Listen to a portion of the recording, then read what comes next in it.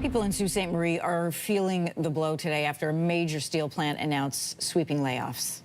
It's very devastating when you live in a community that doesn't have a lot of job opportunities and you're finding out that your job is going to end. More than 1,000 workers, that's about 40% of Algoma Steel's workforce, is being laid off as of March of next year. The company has said these layoffs are linked to an expedited furnace transition, which has been fueled by U.S. tariffs.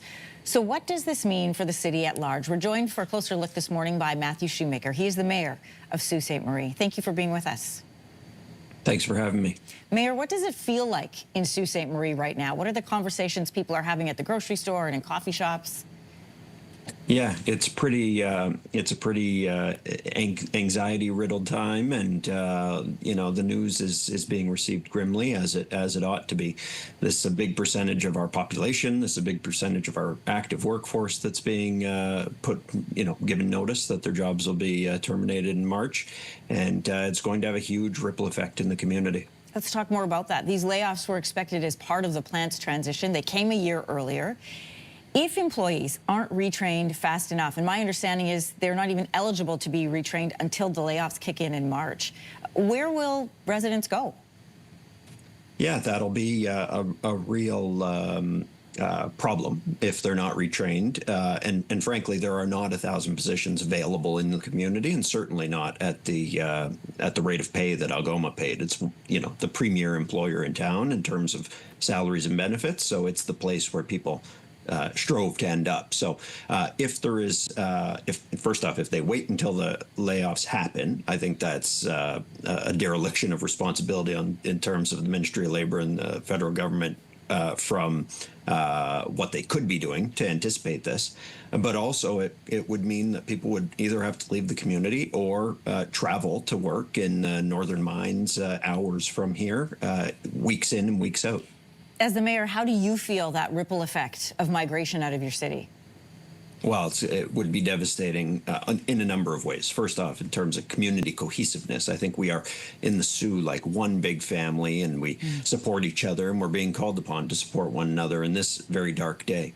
But if it meant people leaving the Sioux, or if it meant people traveling weeks in and weeks out into mines in northern Ontario for work, I think it would really change the community cohesiveness and lead to a community that is worse off. We've seen stories like this before. When you have a major employer like that, sometimes you have, everybody is affected. Whether your kids go to school with somebody whose parent is about to lose a job, sometimes both parents are employed there, and then that is devastating for a family. The former president of the Sioux Chamber of Commerce told Sioux Today, the local newspaper, they're going to be advocating through the Ontario and Canadian Chambers of Commerce to help what they described as softening the blow on workers. What would that look like?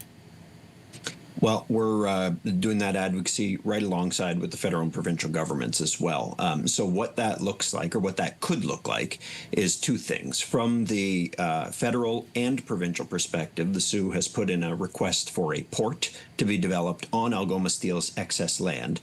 And so we would create a port to help the secondary industries in town get their raw materials in or get their product out. And then having the port would also allow diversification, bringing other companies here that could use water access either to get their materials in or out. So that's from the federal provincial side. Specific to the provincial side, we are half of the head office of the Ontario Lottery and Gaming Corporation. The other half is in Toronto. And we've asked the provincial government to do what they did with WSIB and consolidate all the jobs into a single office in Sault Ste. Marie. That would be several hundred jobs, which would really ease the economic anxiety in town. And that's a discussion we're advocating for. We've been advocating for, frankly, for a decade. And we have ramped up that advocacy in the last week. Mayor Matthew Shoemaker with Sault Ste. Marie, thank you for coming on today. I know it has been a really challenging week for all of you there in Sault Ste. Marie. I want to thank you for coming on as you guys head into the weekend. Thanks for having me.